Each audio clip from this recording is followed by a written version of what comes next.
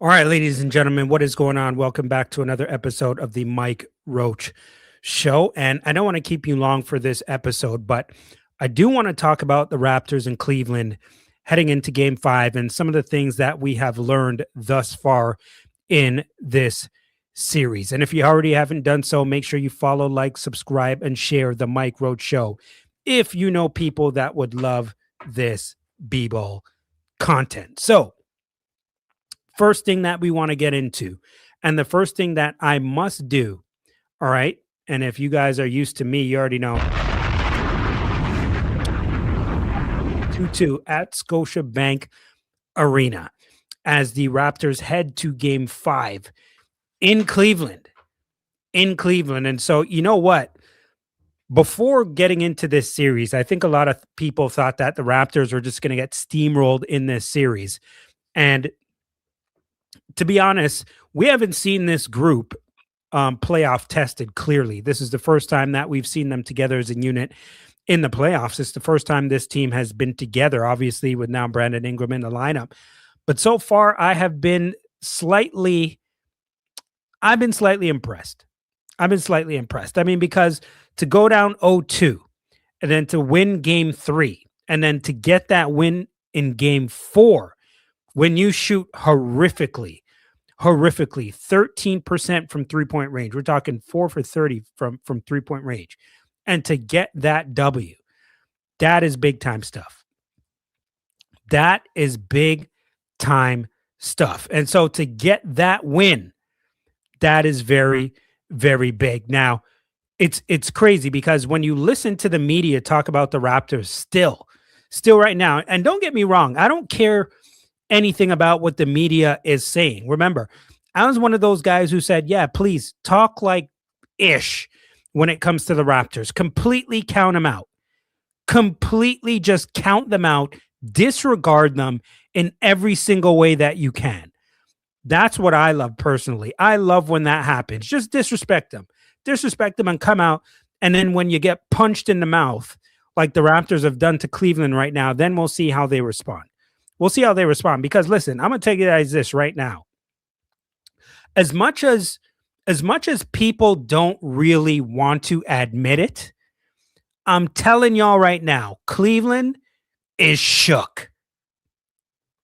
Cleveland is shook right now. I'm telling you what I know. They are shook.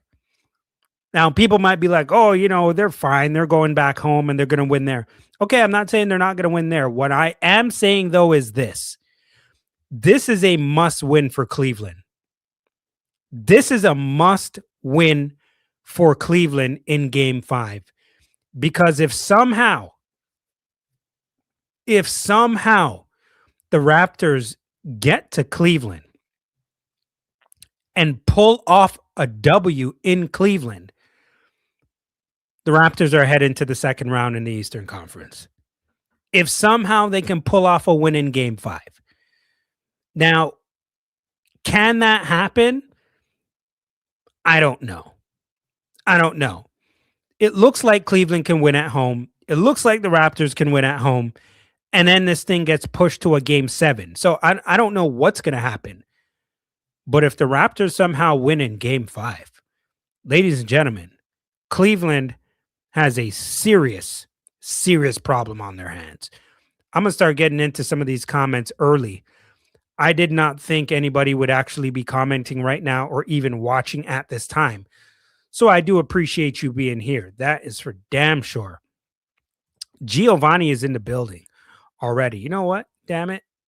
I'm going to start dropping one for you guys already.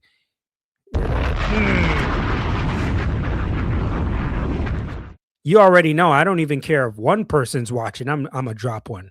Let's see what Giovanni has to say. So let me go back up in here and start reading some of these comments. The Cavs showed the league how to guard BI, play him tight and physical, and he can't get the separation to shoot. And BI too slow to beat his man off the dribble as well. You're not wrong there. And you know what? We're going to talk about that, Giovanni, in just a little bit. Dean Wade, who is not an elite defender, also Giovanni, turned BI into a $5 million a year player. Damn. I mean, listen, we can't be getting punked out here defensively by Dean Wade. I'll tell you that much. Let's go to good for you 123. Yo, we need pretty much BI is due for a big one with a sprinkle of Mamu. 100% agree. 100% agree. Now, do you guys think BI is due for a big game? I don't know if he's due for a big game, but he's due for whatever the hell better than he did in the first 3 games. And don't get me wrong, I know he showed up a bit more in game 3, which is absolutely fantastic. That's great. But you need a little bit of consistency with that shooting. You need to put up a better percentage shooting than whatever the hell we saw in those first 3 games. I mean, right now, averaging 14 points on 33% shooting from the field, absolutely not. So we're going to be talking about that in just a second as well. Okay, I'm going to get back to one Brandon Ingram.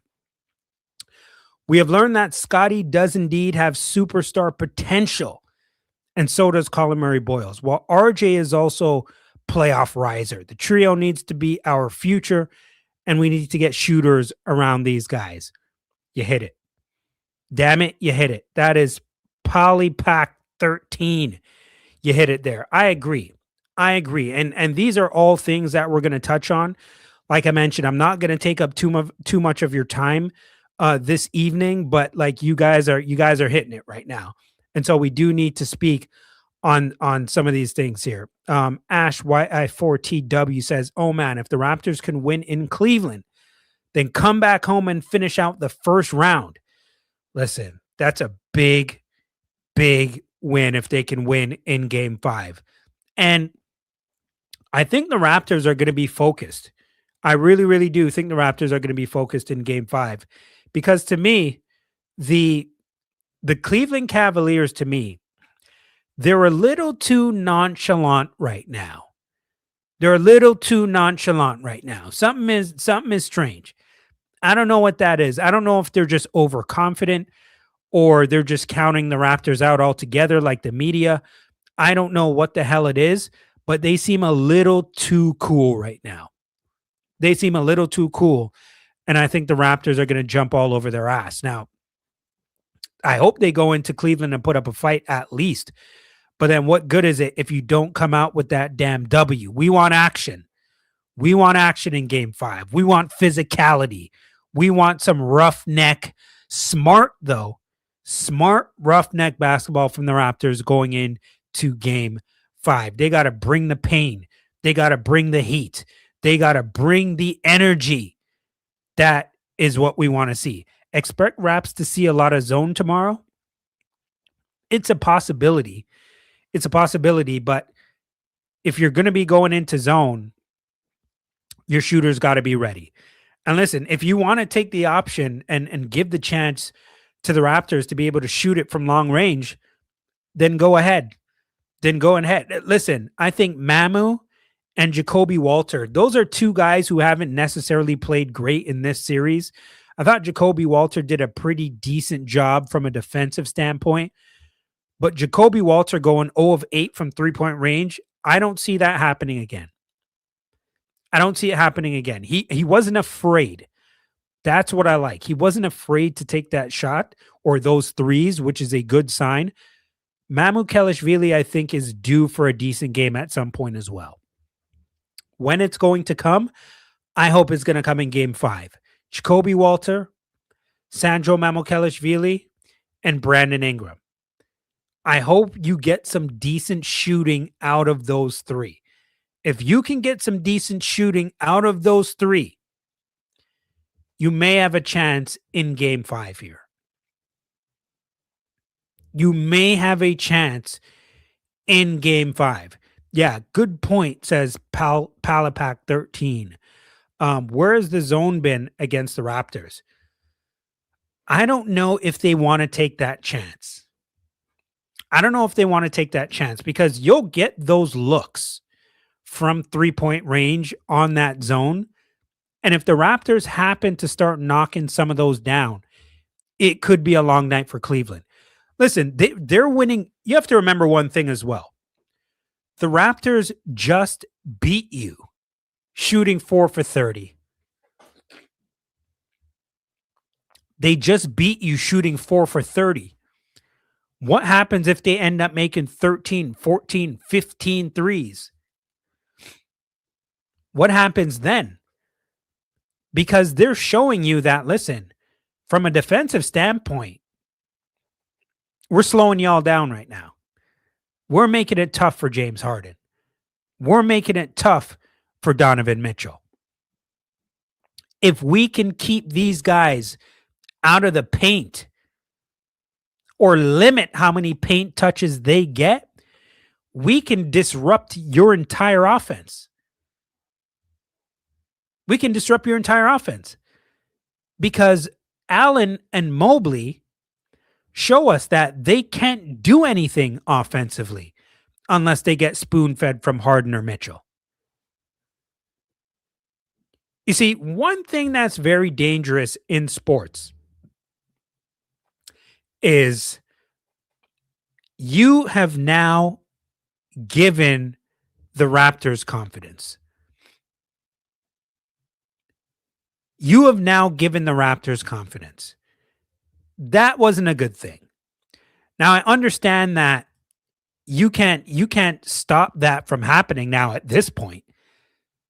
But now what you've done is you've now made Scottie, RJ, Ingram, Colin Murray-Boyles, these dudes off the bench like Jamal, Shead, you've now made them confident in themselves. You made them confident because remember, coming into this series, these guys are not playoff tested. They don't have any battle testing. They don't know what to think. They don't know what to believe. And so they get their ass kicked in these first two games, and they're like, damn, like, this is what the playoffs are all about. This is what the playoffs are all about. These lights are bright. And then they go into game 3. They play well throughout the game. And then Darko makes an adjustment. Jamison Battle comes in, lights the place up. They whoop the Cavs' ass. And then they're like, damn. I mean, if we can manage against Harden and Mitchell and stop the penetration into the paint, it completely disrupts their offense. And so now they go into game 4. They do the same. 6 for 24 shooting for Donovan Mitchell. And whatever the hell James Harden shot wasn't as bad as Donovan Mitchell, but it wasn't great either. And you forced 7 turnovers out of him. So the last 2 games combined now, James Harden has combined for 15 turnovers, thanks to a big part of that being Jamal Shead. And you start to realize, if you're the Raptors, like, we could beat these guys. Not to say that they didn't think that before, but now when they actually see the evidence, they're like, we can beat these guys. We can beat them. Now you've made the Raptors a little bit more confident. And I don't know what the outcome is going to be. I'm just saying. Shannon Ferguson 5095 says, hey, Mike, keep up the great work. Love the channel. I appreciate that. So you know what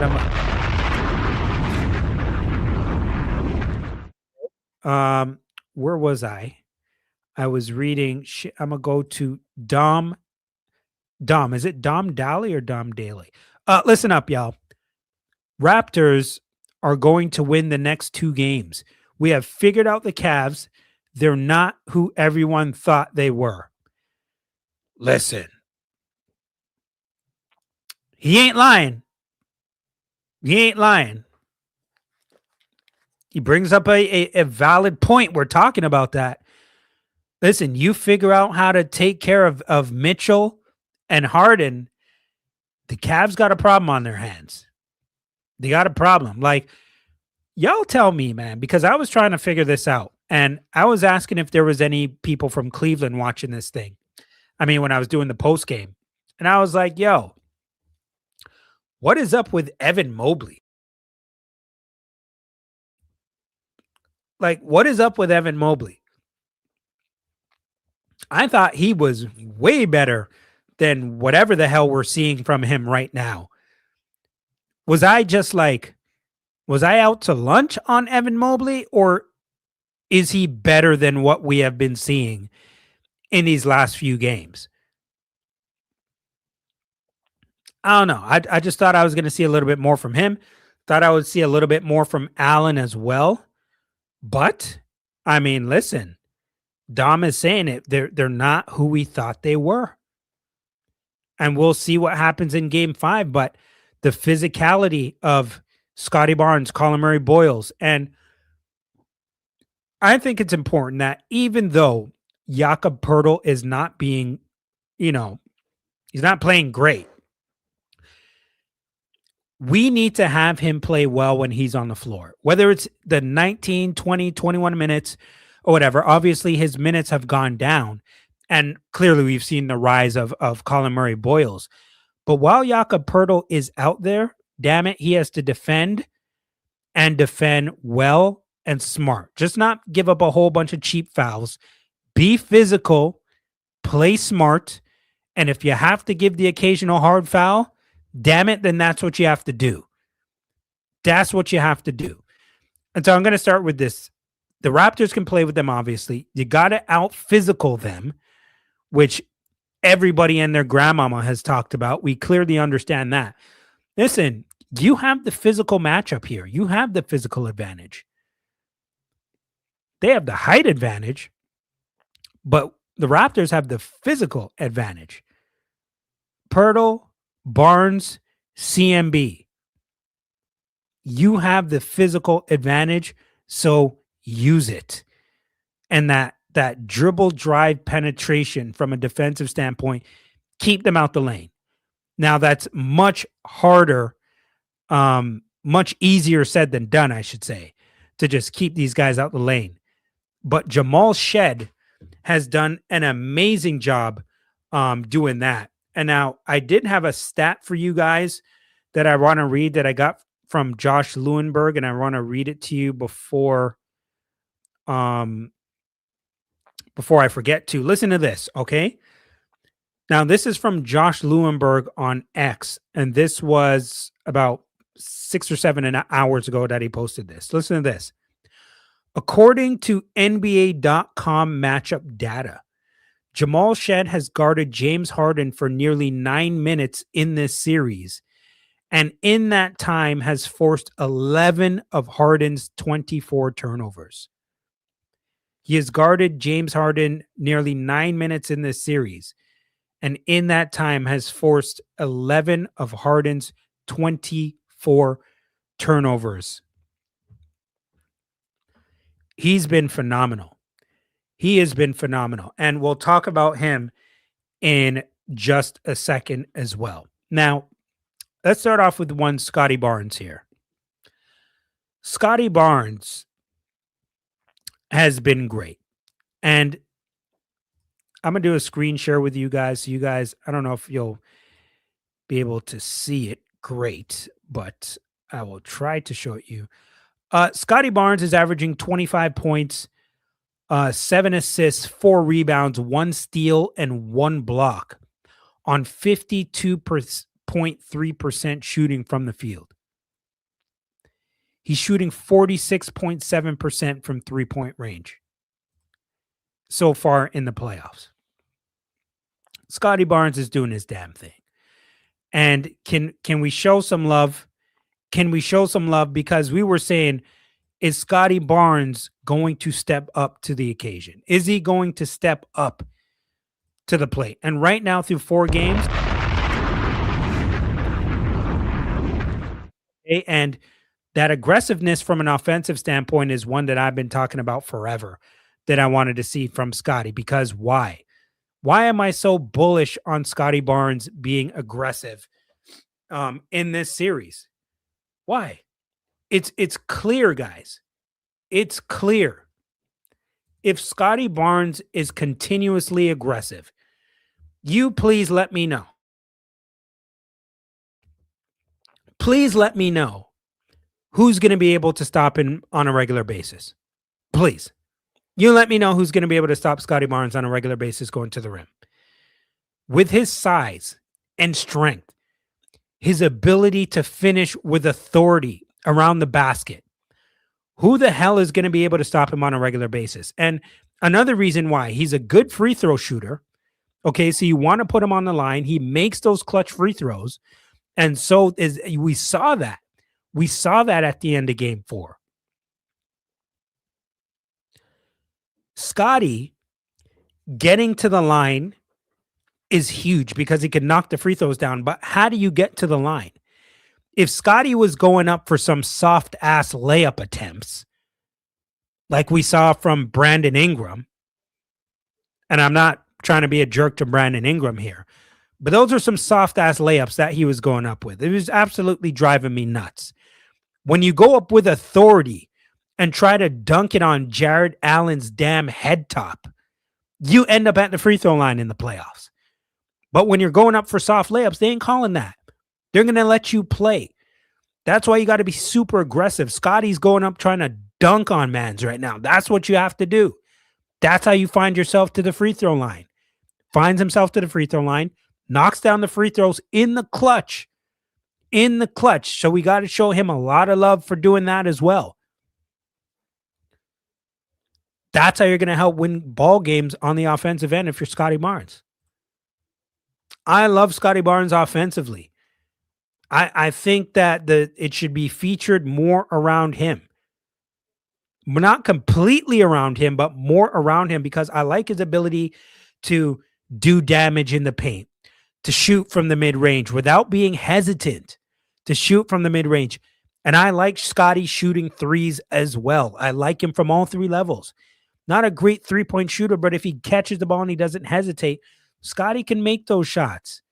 Scottie can make those shots. So I like seeing what he can do from all 3 levels here. Ash YI4TW says, we need the bench to continue to step up. Absolutely.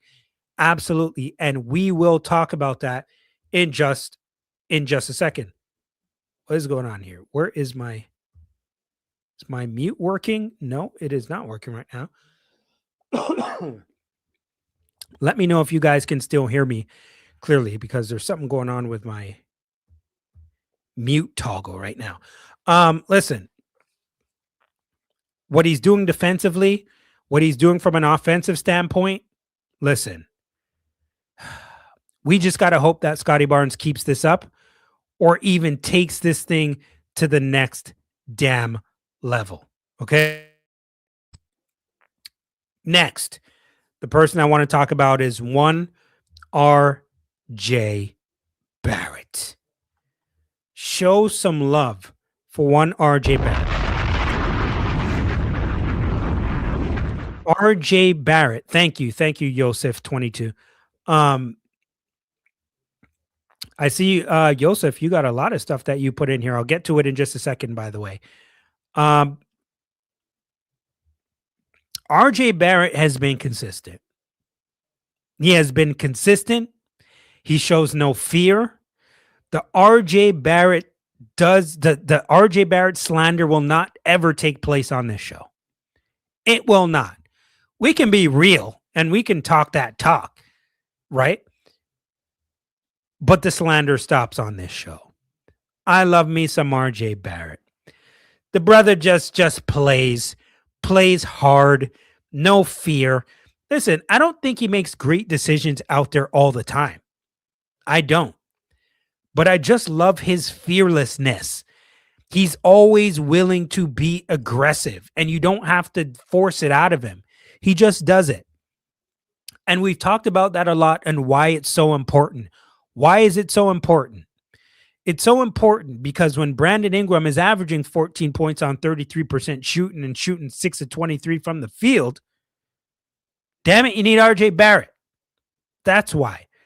RJ Barrett in this series is averaging 24 points, 6 rebounds, 3 assists on 55% shooting from the field. On 55% shooting from the field. And so if one of these guys is having a bad game, which we talked about and a whole bunch of times, Who's going to be the other guy that can step up for you? It's RJ. It's RJ. We know this. Okay? RJ does his thing consistently, and you never have to beg for him to step up to do it. He does it. This is how he's wired. This is what he does.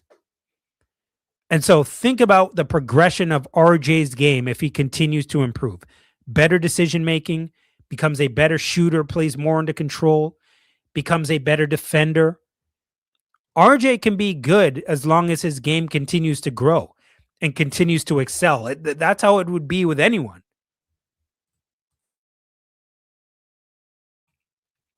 So I want to see that continue from RJ Barrett. And so he deserves a lot of love to be shown to him as well. Moving on, because I did promise you I would not keep you long. Okay? Colin Murray-Boyles. And I'm going to get to your comments in a second. Okay? Keep putting them in. I'm going to get to them in just a second. Colin Murray-Boyles in this series.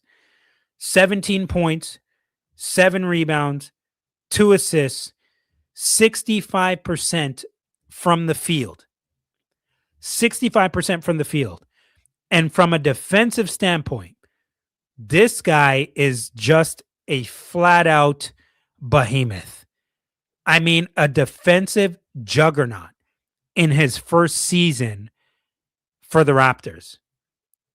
I'm going to have to, listen, I'm going to have to drop one. All right. Colin Murray-Boyles, I'm talking about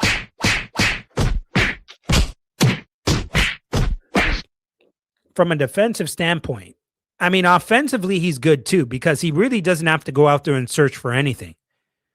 But defensively, his ability to switch, his ability to bang, to close out on shots, to strip the basketball, he's so good. He's so good IQ-wise when it comes to defense. It's unbelievable how good he is.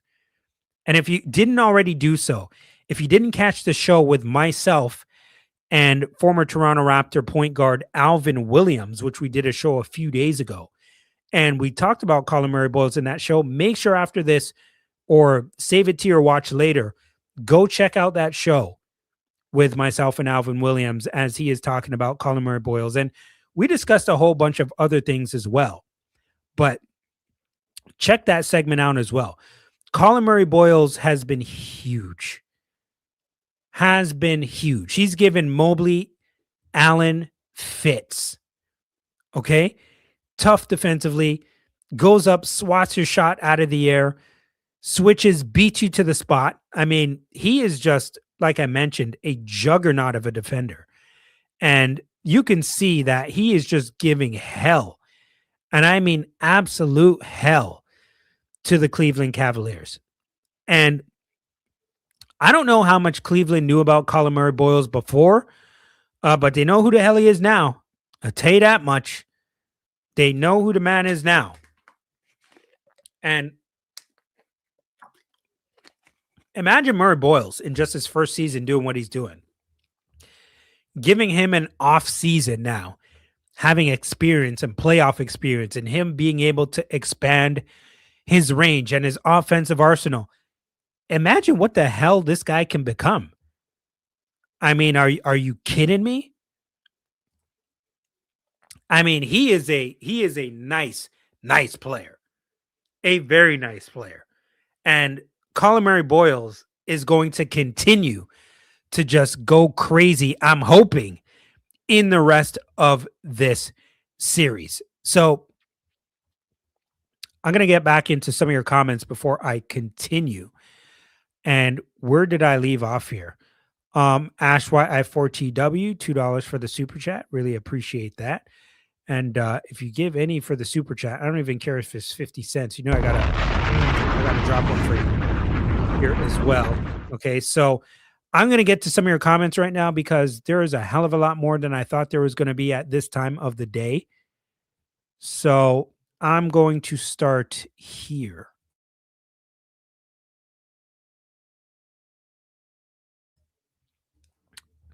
I'm going to start. Okay, I read that one earlier. Nana, I read before too. I'm going to start here with SP in the building. Missing shots is fine because we have a great offensive rebounding. Well, listen, we hope that it stays that way. Still under the weather here, but feeling much better. But offensive rebound, listen, we got to make shots, especially in Cleveland. It might be one thing doing it at home, but if doing it on the road, that ain't going to fly. In game 3, we were 14 of 26. If you could get 14 of 26 from 3-point range on Wednesday night, you're getting that W. If your defense can hold up, I think you'll get that W. Now, everybody, and I mean everybody, is counting the Raptors out to win in game 5. I'm not going to do that. I think the Raptors are going to come out focused. Harden can only shoot threes and try to draw the foul. He can only shoot from the paint when he's left open. Stick Jamal Shead on his ass. Stick him on his ass, okay? After listening to Harden's post game, this is NK789013.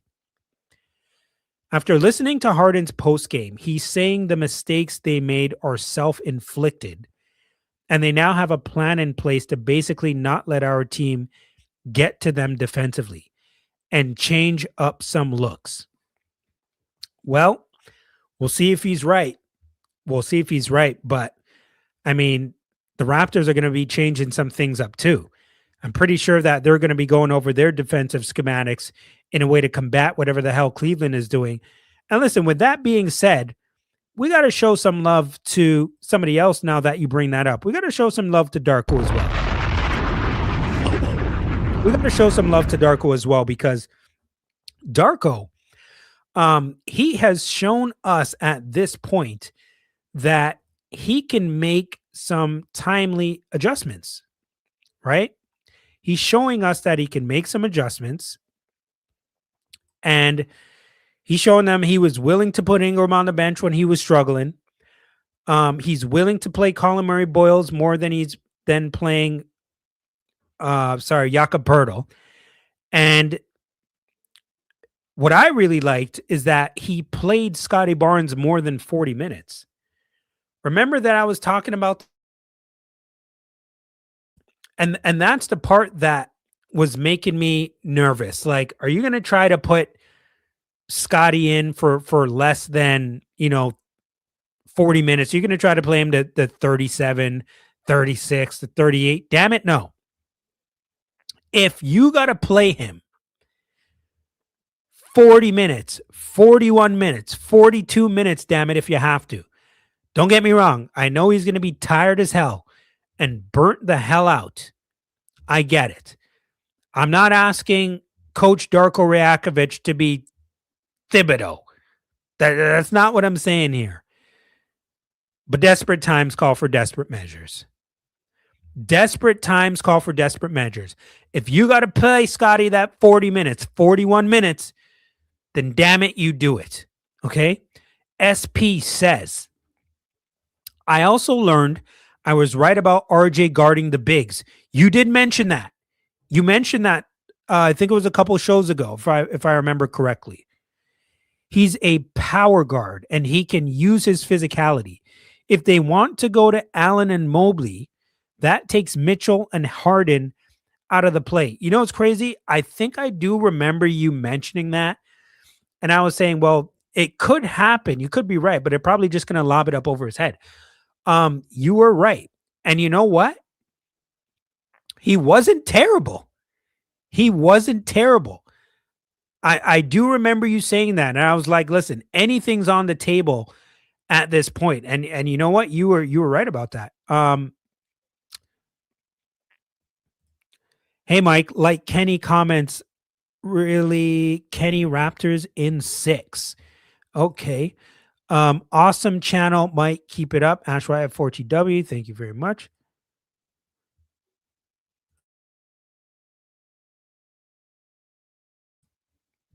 Barnes, Dom says, Barnes 20 points, RJ 20 points, Shead 9 points, BI 22 points, Mamu 18, Kobe Walter 20, Jacoby Walter 12 points, CMB 15, Battle. Okay. Also, NK says, we got to shoot. I also think it's unfair to play Battle for 9 minutes in the last game and giving Walter 30 minutes with 0 points, Shead 2 minutes. I get their defensive upside, but Battle won't make our offense. Battle, I'm interested in if he's going to be in the game in game 5, getting any minutes at all, and try to get the floor stretched out a little bit more. I understand, like you're mentioning, from a defensive standpoint. So I am curious as to what may possibly happen with Jamison Battle in game 5.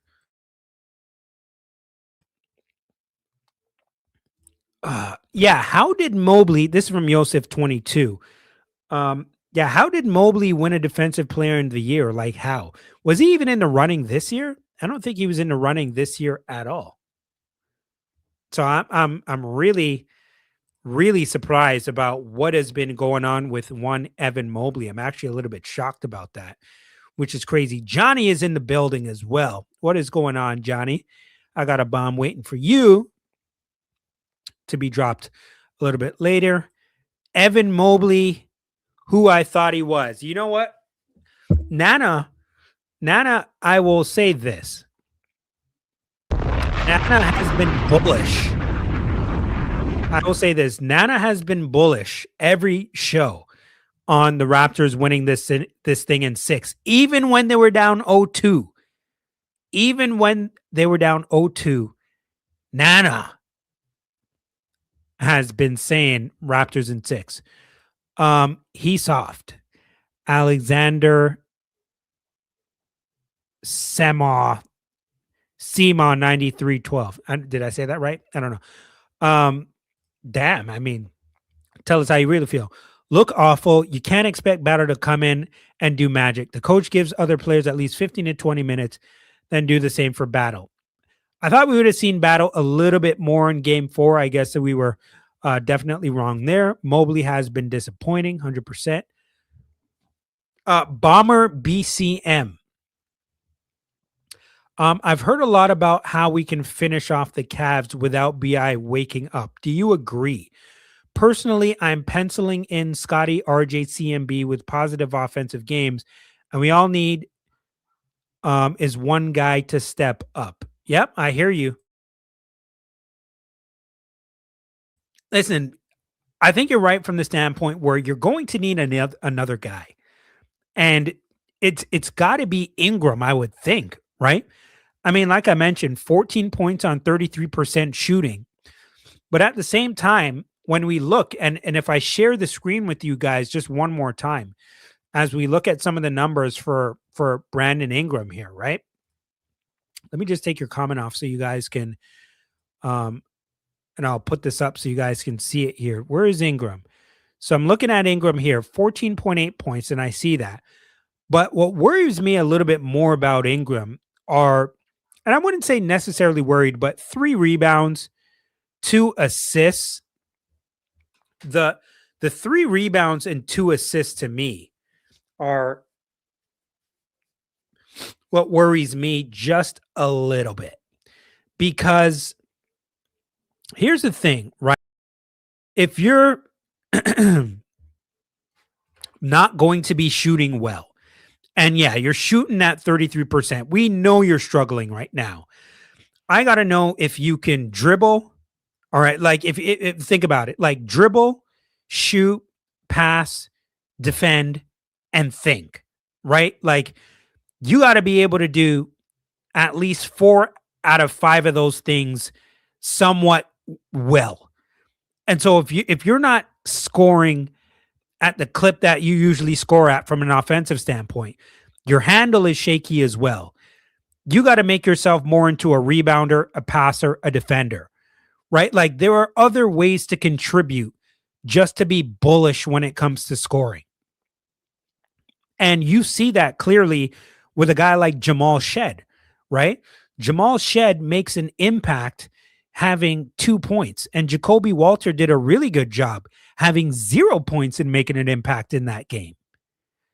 And so I do think that BI at some point has to step up, and it doesn't necessarily have to be even from an offensive standpoint. Yes, we want to see him make shots for sure. I want to see him a bit more comfortable and play within the flow of the offense. You don't have to go chasing your shot. You don't have to look like you're forcing it. Play within the flow. Become a screener, passer, playmaker for somebody else to get good looks as well, if you are one Brandon Ingram. But Brandon Ingram has had some pretty decent looks that he's just missed. He's had decent looks that he's just missed. He's got to be able to knock down some of these shots. It's not just the defense. Dare I say he looks a little rattled? Dare I say that? He's got to be able to get in there, play within the flow, let it come to him a little bit, and just smoothly knock down some of these shots. And when you're attacking the rim, I don't want to see none of these soft-ass layups. I'm tired of the soft-ass layups. There were 2 uncontested layups that he went up. And instead of just dunking it, tried to go fancy left or right, and he just ended up missing. We don't have time for that. We don't have time for that. Go up there and dunk it with authority. Just like Scottie. Scottie ain't playing around when he goes to the rim. He's just hammering them home and getting his ass back on defense. And that's what I want to start seeing. Mobley having 0 free throws says it all. That's a big stat to bring up. He ain't even trying to go to the rim. Yak is trying to go to the rim more than him. That is outrageous. That is that, to be completely honest with you. That is crazy. And it's funny that you bring that up with Mobley and Yak, because I remember on the post game, there's something that I realized that Yak did, and I know it was pointed out by somebody on the coaching staff that I actually really like. There was 2 plays, and I think they were both in the third quarter, where Yak had the ball right outside of the paint on the block, and Mobley and Allen have been completely sagging off Pirtle and Colin Murray-Boyles. But there was 2 points where Yak had the ball and he was like 10 feet away from the rim. And Allen is completely sagged off of him, because the other times when Pirtle has had the ball, what has he been doing? He doesn't even look towards the rim. All he's doing is looking to see who's cutting, who's moving. He's trying to get the ball to Scottie or Jacoby coming off a screen somewhere, looking up for a handoff. He didn't do that. He looked straight at Jarrett Allen, drove it right into his chest, and laid it in for the and one. And that's what he has to keep doing. Don't be afraid to bring the pain to Jarrett Allen. You're close to being a 7-footer as well. If you can drive the ball into Allen and make him defend, and when you're going in there, damn it, put a knee up as well while you're taking it into him. He's not some big bruising body. He's lanky. He doesn't have the strength. Not saying he's weak, but he doesn't necessarily have the strength of some of the guys that we have on the inside. So if you can bring the physicality to him, bring it to him. Make him defend. Make him pick up some fouls if you can. Don't be afraid of him. Drive right at him. What do we got? Even Jacoby shooting 35% from 3 would be enough to push us over. That's from Bomber CMB. 100%. Just don't go 0 for 8 again. We don't want that. And so this show is kind of going a little bit long. I didn't want to keep you guys here this long, but I do just have a couple more things that I want to touch on. And I'm going to get to a lot of your comments here as well. Shead don't need points when he's 5 assists, 0 turnovers, and 3 steals. Shead is doing his damn thing. proud of Shead right now. CMB, this is from SP. CMB gets true stocks. He can blow up the lobs, floaters, which he does, which I love. He makes it hard on the ball handler decision making, essentially guarding two decisions at once. 100%. 100%. If Shead can guard like he did the last game, I'm okay with him having 2 points. Me too. Me too. Listen, just be out there and make an impact any way that you can. There's two different sides of this game, offense and defense. Offense and defense. The Raptors won last game with their defense. Defense does still win games. Offense is a massive bonus for you, though. And if he can go there and knock down shots, ideally, that's what you're hoping for. You want to be able to see these guys on both ends. Feels good, man, 420. Definitely need offense, unlike y'all all feel like getting into more rock fights. No, you need offense. You need offense for sure. Like the rock fights are, you can only win so many games doing that. That's real talk. So I'm glad you brought that up because it's true. It's true. You got to be able to score the basketball, because if you don't and your defense is slipping at the same time, damn it, it ain't going to be pretty. It ain't going to be pretty. That's our dog. I don't know who you're talking about. I don't know who you're talking about, but the Raptors got top. And we want to see them come out and play on Wednesday night. Johnny is in the building. Okay? Gonna drop one. What's Johnny saying here? Holy, CMB is insane. I've been listening to podcasts and shows. Oh, he is, man. The world is watching right now when it comes to Colin Murray-Boyles. I don't know what's going to happen in the offseason, but I'm pretty sure Colin Murray-Boyles is going to be starting next season. I'm pretty sure he's going to be starting next season. He is it right now. He is definitely it. Joseph22 says, Star J. Johnny says, they finally realize CMB is a special talent. You see, people should have been talking about him a bit more during the season, but so many of these guys, especially when it comes to American media, so telling. They clearly don't watch the games at all. Like, that is just flat out evident. If they do RJ dirty and trade him, I might stop watching the Raptors. I hear you. I don't know what's going to happen with RJ Barrett in the offseason. Regards to him being an expiring deal after this season and what is going to happen, I have absolutely no clue. But the money is going to be a whole other situation that we're going to have to talk about in and of itself after the season when it comes to an RJ, a Jakob, a Quickly, and all that kind of stuff. How do you guys think we would have done in this series with Emmanuel Quickly playing? That's interesting, right? Because a lot of people really aren't talking about that. Like, we're missing a starter here. And so I'm going to get back into sharing the screen with you, because one of the other guys that I want to talk about, and we can talk about Quickly a little bit as well after,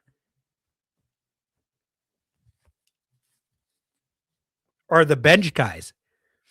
The bench guys, we're looking at Jamal Shead, Mamu Kelishvili, and Jacoby Walter. Now, we've talked about Jamal Shead a bunch of times already, so maybe we're talking about Mamu and Walter. Those guys at this point, and where are the numbers for Sandro Mamukelashvili? He's playing 16 minutes a game, averaging 4 points, which is way below on what he usually gives. And I believe I'm seeing right here 7 boards. Sandro Mamukelashvili gave you close to 11 points a game during the season, or 11 points during the season. He can make shots. Mamukelashvili can make shots. And so can Jacoby Walter. I feel like those two guys off the bench could really make a difference for you if they're on making shots. They can be difference makers.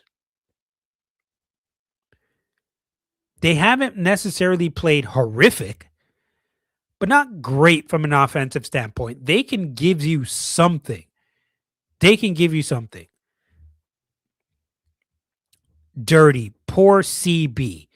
He had a great show with Mike a few years back. For those who don't know, yes, talking about one Chris Boucher. Thank you, Ash Y4TW. We did have a pretty decent show called Hustle Play. Missed making that show. That was really, really fun stuff when we were doing that for Yahoo Sports.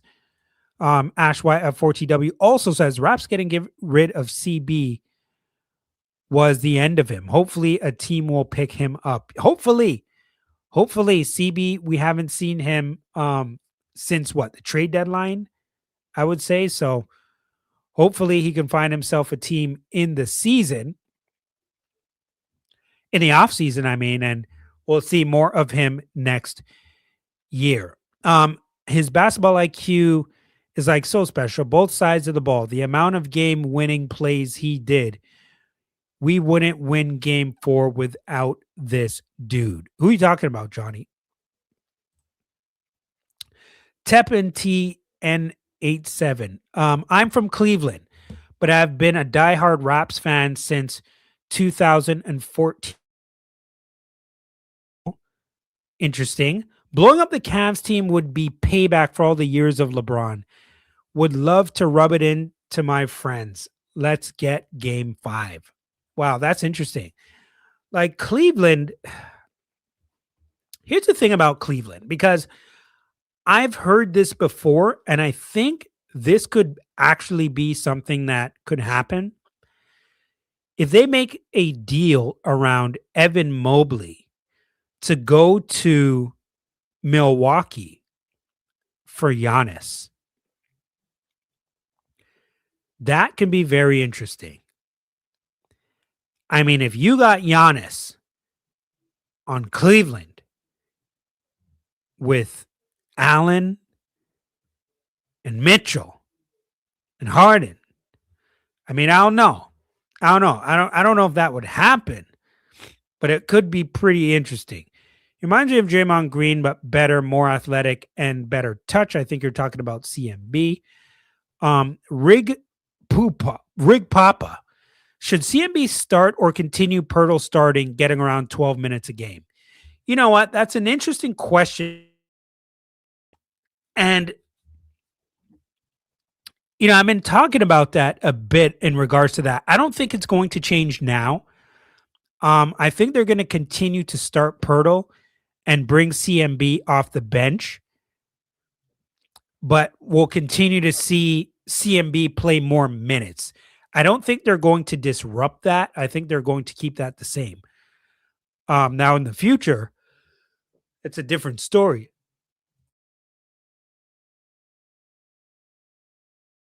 Excuse me. In the future, that's a different story. But as of right now, I don't think that's going to change at all. I'm going to say this again, Mike. This is Johnny. If we win, Cavs will bring back LeBron for a farewell tour. So they can forget how bad that this year was. Rough. Very rough. Listen, don't count them out yet. Do not count these guys out yet. Yes, the Raptors have momentum. You're going back to Cleveland for game 5. And I think the Raptors are going to be coming out focused. But they still got Donovan Mitchell. They still got James Harden. They can ball.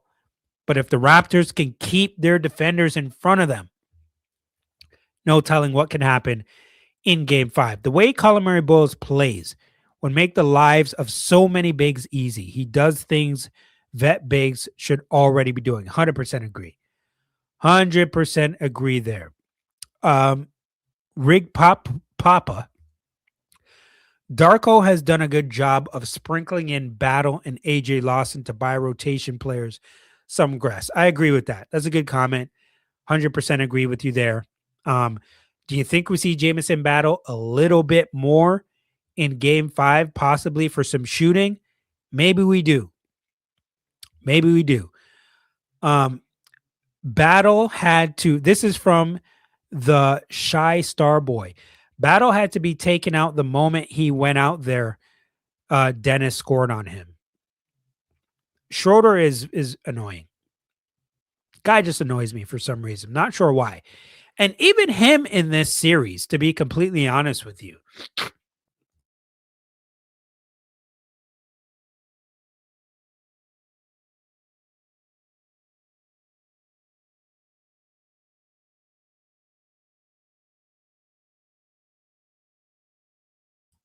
Sorry, I was on mute there. I was saying I think that I thought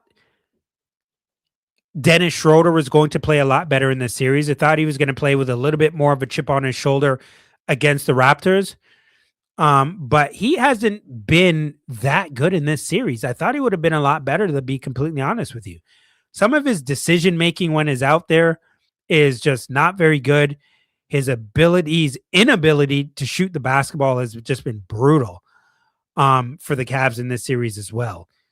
Mobley is overrated. I said this during Scottie's first year. If he was on US team, they would have said he's Magic Johnson 2.0. J_Pow67. Battle was being targeted on defense. Darko had to take him out. Yes, I do think somebody just mentioned that a second ago as well. Johnny once again says, they keep saying Scottie isn't as good as Mobley for years. I saw Scottie's potential. He's probably one of the most complete players that even came into the league. There's nothing he can't do on the floor. No, he's balling.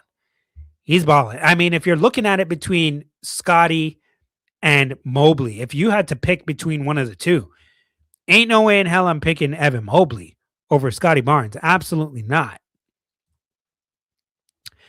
Robert Mate 6502. I think we should use more Brandon Ingram as a three-point shooter, especially with now Scottie handling the ball more. Listen, you're not wrong. We're not wrong. Anything is on the table at this point, like I mentioned. If Ingram is due for a pretty good game at some point, we just got to hope that it comes in game 5. I think they will be more comfortable in game 6, regardless of what happens in game 5. But imagine, guys, imagine this, and gals, if you're watching, okay? Can you imagine if the Raptors go into Cleveland and win game 5? That would be huge. And I'm talking huge. Nobody, and I mean absolutely no one, right now is giving the Raptors a chance to win in game 5. For some reason, I think they're going to come out focused. I could be 100% wrong, but I just think they're going to come out focused. Yosef22 says, BI got to give us a game. It's math. At this point, he's been engaged. Cheering Battle on from the bench said everything for me. Listen, we got to see it. We got to see it. And I'm about to get out of here right now because I've been on here way too long. It's been an hour. And so I am about to close this thing out. But for everybody who has been in here, actually, I'm going to try to drop bombs for a whole bunch of people before I go. Don't leave yet. Don't leave yet. If you're in here, I'm going to try to drop a bomb for you. Trace 201247 says, let me put it up. The amount of open threes Cavs given us quickly would be eating. Quickly also opens up BI's game with spacing. Defense would be an issue, but his offensive production would be huge. You're not wrong there. You're not wrong there at all, for sure. So, listen, thank you for joining me. But before I get out of here, I got to drop a lot of bombs. So, for Trace, I'm going to drop one for you. comments. My farts have color. What color are they? Pause. Dennis is trash. That's why the Raptors dumped him. CMB bullied 2 7-footers as a rookie. You know what? My farts have color. I'm gonna drop one for you like that. Okay. I'm gonna drop one for my farts has color. And I'm not gonna lie there. Also, Cabby Richards TV. Is this the Cabby Richards TV? I don't know if this is the Cabby Richards TV. This is probably just a made up Cabby Richards here. We want Dennis Schroeder to play more. Haha. Better for the Raptors. You know what? We'll put that up. And I completely agree. What I will do is I'm going to drop a bomb for Cabby Richards TV, Dennis. Okay. Who else do we got in here right now? Mr. T-Rex, 31-13. BI needs to perform to his all-star level in order for the Raptors to win this series. One more. I'm going to drop one for you as well. Okay. 4 Crown Jam. The defense on the Raptors since game 2 has been awesome, but for the offensive side, needs work. You ain't wrong. I'm going to drop one for you as well. For anybody that I missed, oh, my man Bow here, or B3AUU. We need